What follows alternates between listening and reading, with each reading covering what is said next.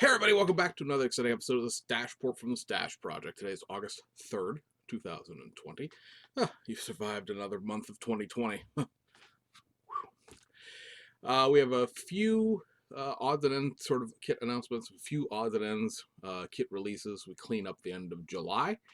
So let's just go ahead and hop on into it. We've got two announcements out of Nunu Hobby, releasing one of the old Beamanunu tools, as well as releasing one of their own, reissuing, I should say, one of their own tools.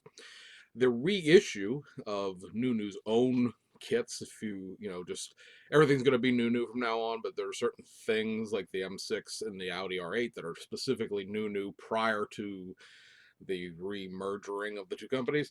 So the reissue is going to be the Audi R8 GT3, and this is going to be done for the Team Phoenix cars that ran at the Macau FIA GT World Cup in 2015. I can't remember if it said 2015 or not. Anyway, so they had two team cars. You had Ed Mataras and Rene Rast running. So you're going to get those two liveries. There'll be a 2-in-1 livery. So I'm throwing them up here on the screen so I don't have to sit here and look at you oddly. You got the Tsingtao beer sponsorship card. This Ed finished second, but then was given a penalty for jumping a restart, so he ended up finishing sixth. And then Rene Rast car, which looks very much like the kit livery that's already in there, except this is a white car with a red and the silver trim, is your actual second place finishing car for 2015.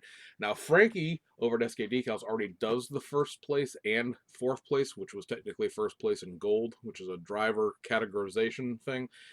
Set of decals for 2015. The winning car in that case was a Mercedes-Benz SLS AMG driven by Mara Engel. So that car is available, as well as, again, the second place finishing car, Vanderland, was a gold rated driver that year, and he finished fourth overall, but first in the gold class.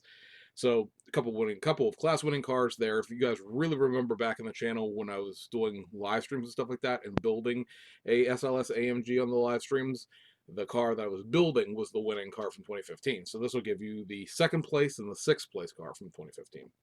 The other kit announcement from Nunu is a reissue of a BMAX tool, and it is another BMW M3E30, because haven't seen enough of those, and really, really haven't seen enough of those. There are so many BMW E30s that were raced, I should say, raced in the time period of 88 to 92, 93, depending on what series you're talking about. And we've seen a few liveries for them done, mostly by Frankie again. Studio 27 did a couple, Deco Koff did a couple, but there hasn't been a big major push for some reason at the M3 liveries in the aftermarket. It strikes me as kind of weird, but it is what it is. Anyway, this is going to be the 1988 24 Hours of Spa winning livery. It is I want to say, I'm trying to think what team it is here. I'm looking at the listing here. I believe this is technically a Schnitzer car. I mean, it's a Schnitzer livery, but I'm not sure who. Yes, it is a Schnitzer car. So you may recall we talked about the sort of Suzuki Hobby Expo thing that was done. They were going to be reissuing the AE 9211 in the 24 Hours of Spa winning Division 2 car.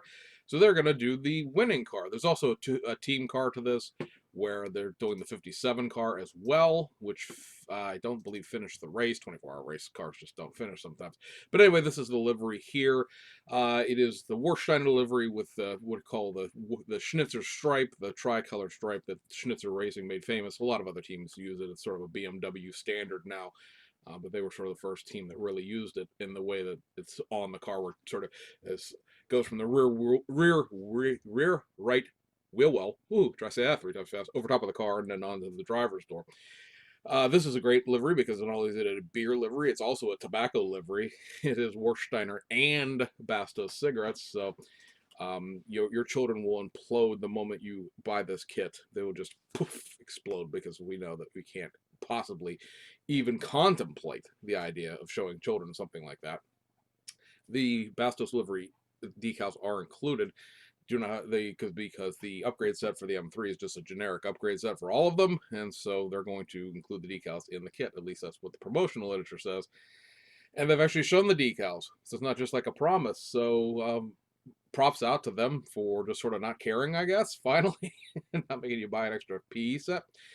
And that'll take us to one last, well, the kit releases, but one thing we're going to mention real quick here is the fact that the BMW, or the BMW, got BMW on the mind now, uh, the Mustang GT4 kit from Tamiya. Try to get words to work here this morning. The carbon fiber the Studio 27 has done is out and released. So this is the instruction sheet for it, give you sort of an idea of what that carbon fiber is. I'm sure I showed a preview of what it looked like a few weeks ago. I'm sure there's been a number of images thrown around online of your favorite vendors of the carbon decals themselves, but the instruction manual to me is always the more interesting thing, because a bunch of carbon bits arranged on a decal sheet mean nothing to me if I don't know how they correspond to the real car. Some stuff like the wings and the front splitters and stuff like that are obvious as to what they are. A lot of the little bits and pieces don't make any sense unless you can see them in this format. This, so you see your front splitter, your all of your canards are getting carbon fibered. The wing, all of the rear splitter area, the side, the lower side valances are carbon, and there's some carbon in the interior, all over the dashboard and the center console. So a nice, upgrade set, I think, overall. I mean, don't have it in hand. I do have sets bought and paid for, but they're in Japan right now. But overall, like I said, it looks like a good set, giving you, especially on the interior where you're getting the whole dash carbon and the center console carboned. The lower body pieces carboned is nice because you don't have to cut the carbon yourself. You don't have to paint it black and go with it. So I think it's a good one. It's like an $18 decal set, so one of the more value for your money type releases from Studio 27. And that'll take us to kit releases, again, all in Japan. So we have a couple of Aoshima things to round out the month of July, and they are the 1973 Skyline GTR. This is one of the first kits that was done in the new model car line, and as well as when they were doing sort of their 50th anniversary of Skyline kit series 2 years ago. So reissue here, nothing new. And then the other kit, which is technically one number earlier in the model car line, this 14 versus 15, is the Nissan Laurel SGX. Both these kits are old motorized tools. They're from the 1970s, early 1980s. So know that going in as far as your purchases of what to expect chassis-wise, battery boxes, screws, banging the rivets into the front wheels and all that sort of thing. Know that going in so you aren't surprised when you open the box. One thing out of Fujimi, I don't think we actually even mentioned this, but it's kind of a cute little diorama piece, assuming you're building a Japanese diorama, and that's the number 35 in the diorama series here, which is a street lamp and walk don't walk assortment here. Now you get two of these in here, so there's two poles, two stanchions, two light boxes, and everything like that. There's a set of mylar, or like reflective mylar decals that come with this, or a present stick like a snap tight kit, but they go inside the lenses, so it gives a colored background to the lights, which I think is a nice touch. Rather than putting them on the outside and having them look like stickers, you put them on the inside, and then there's a clear piece that goes over top of them, sort of sandwiches them in there, and gives the thing a reflective, sort of semi-colored LED depth to them. I don't know that they're necessarily like a low-powered light in Japan, like where you always sort of see the fact that they're red, yellow, green, and with the arrow, or not. Obviously, our LED lights here in the United States don't do that, so I can't speak as to whether or not that's an accurate thing or not. But I still think it's a pretty, uh, unique way of going about this. Is also, you see, it's the sort of the international way of having the red on the left and the red on the right and the green on the left with the arrow below the red light. It's not a lighting configuration you see here in the United States very much. I mean, it's a United States light stuck on its side, but our turning arrow would be on the other end of the green light instead of underneath the red light like that. You get a number of little pieces of signboard material, so you can make the Jateme thing there, or you can make other street names. Like I said, there are two poles and enough supplies to do two things, because the way they have it sort of designed out is one having just the walk don't walk sign on it and one having just the light on it. So that would be sort of like a crossing thing. So you can set up a street. So you have the walk don't walk on both sides with the stoplight. Neat. Not again, not a lot of use in a U.S. situation. Although again, I guess you could take that light and mount it the right way up, and our walk don't walk signs more or less look the same. So you could probably apply it or make it work, I guess. Over at Hasegawa, this is technically actually one of the August releases, but it came out this morning, so we're including it in the video here, and is reissue of their Volkswagen Type 2 23-window microbus. Their version is curbside, and it's a single-piece body, unlike the multi-piece full-detail version the Revell of Germany kit is. So if you're looking for this type of vehicle without all of the assembly involved in the Revell of Germany one, which isn't a bad thing. I mean, it does assemble. It's a nice, the Revell of Germany kit's a nice kit, but you don't want to deal with it.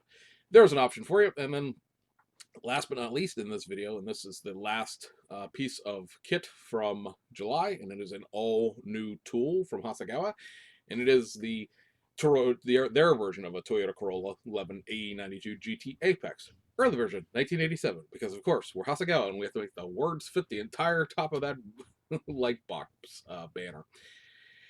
So curbside, given. There's two sets of wheels in this, so you can do sort of the GT and sort of the GT Apex. I don't believe from looking at the decal sheet that it gives you decals to just do the GT part. I think you have to build it as a GT Apex, but the ground effects are optional. The wing is optional. As I said, there's two sets of wheels in here, the ones that are on the box art, and then another more down trim mode one. This does include decals for the seats and the door inserts and things like that, the way a lot of the Toyota kits and Hasegawa 1980 kits in general have had, because there's these crazy striping patterns that were on the seats back then, and there's no way you're going to replicate those with paint, really. Overall, looks like a really nice kit. The interior is very, very Spartan and stripped down. Would really benefit from some embossing powder or some flocking on the floors, because of course this is a dual use kit where there's going to be the JTC version of it coming out in a couple of months. So know that going in as well. It doesn't have just a traditional sort of flat floor without any kind of surface. It's a steel floor, like the floor pan of the car.